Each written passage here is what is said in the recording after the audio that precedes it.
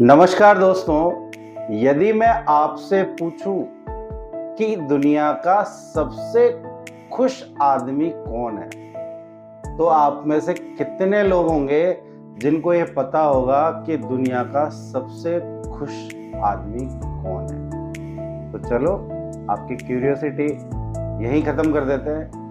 दुनिया का आज का सबसे खुश आदमी है मैथ्यू रिचर्ड। ये एक फ्रांसीसी बंदा था और जब हमारा देश आज़ाद होने वाला था उस समय में फ्रांस में 1946 में इनका जन्म हुआ। और इस आदमी ने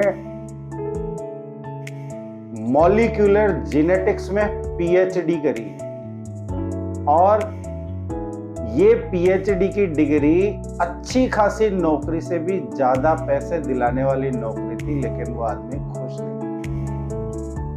वो आदमी खुशी की तलाश में फ्रांस से चल के तिब्बत आया और दलाई लामा के आश्रम में रहने लगा। वहां पर उसने दुभाषिए का काम किया, जो कि दलाई लामा को फ्रांसीसी लैंग्वेज में चीजें इंटरप्रेट करता था।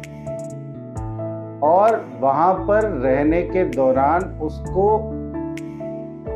जो बौद्ध भिक्षु होते हैं उनकी दिनचर्या सीखने का मौका मिला और धीरे धीरे उसने पाया कि वो आश्चर्यजनक रूप से खुश रहने लगा। और कुछ समय बाद उसको रियलाइज हुआ कि उसके आसपास के लोग भी उसकी वजह से खुश हैं।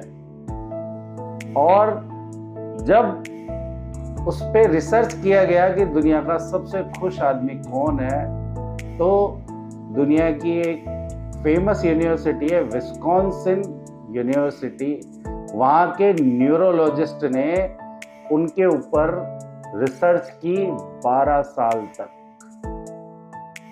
उनके स्कल पर 256 सेंसर लगाए गए और उनके मस्तिष्क का अध्ययन किया गया। उसके मस्तिष्क के अध्ययन करने के दौरान विस्कॉन्सिन यूनिवर्सिटी के न्यूरोलॉजिस्ट ने ये मान लिया और उनको मानना ही पड़ा कि धरती पर सबसे खुश आदमी अगर कोई है तो वो मिस्टर मैथ्यू रिचर्ड।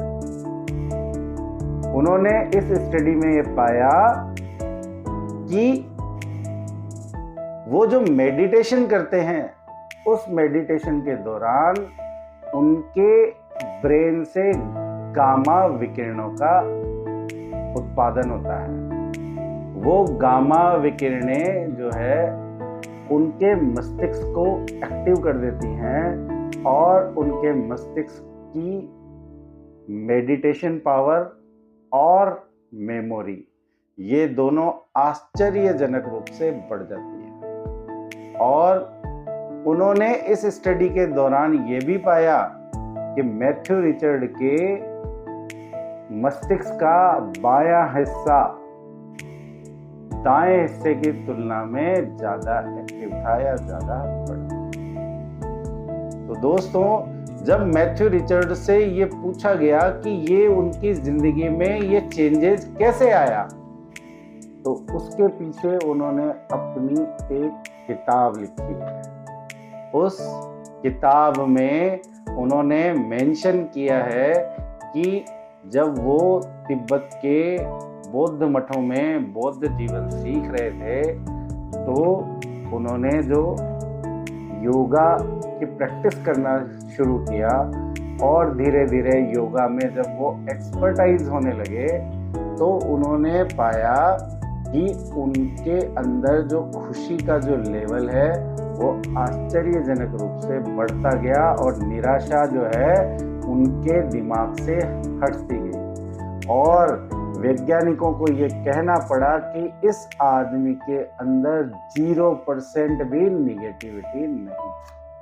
तो दोस्तों, जिस योगा और जिस मेडिटेशन का आज के लोग और ये आधुनिक विचारधारा के लोग मजाक उड़ाते हैं, उस मेडिटेशन का चमत्कार देखिए कि दुनिया के सबसे खुश आदमी के खुशी का राज उसका मेडिटेशन है। और वो ये बताते हैं कि यदि आदमी सुबह पहले उठ करके और 10 से 15 मिनट सिर्फ अच्छी बातें सोचे और वो ध्यान लगा करके सिर्फ उसके जीवन में होने वाली अच्छी अच्छी बातों के बारे में सोचे, शुरुआती कुछ समय तो दिमाग इधर उधर भटकेगा, लेकिन यदि हम उस दिमाग को वापस पकड़ के और मेडिटेशन में जाएं और हम सिर्फ अच्छी बातों के बारे में सोचें, तो आश्चर्यजनक रूप से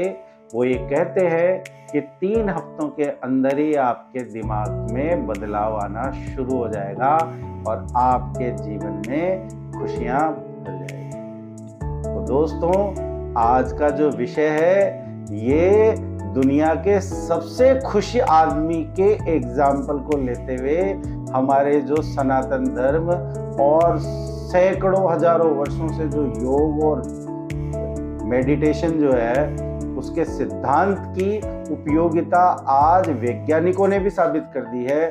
तो क्यों ना हम अपने जीवन में इस योग के महत्व को समझें और अपने जीवन में पॉजिटिविटी को कैसे बढ़ा सकते हैं उसके बारे में प्रयास करें। आशा है कि आपको आज का विषय पसंद आया होगा, और यदि आपको आज का विषय पसंद आता है तो जैसा मैं आपसे हमेशा कहता हूं कि आप जाते जाते इस चैनल को जरूर सब्सक्राइब करें और अपने दोस्तों और परिजनों को ये वीडियो शेयर करें।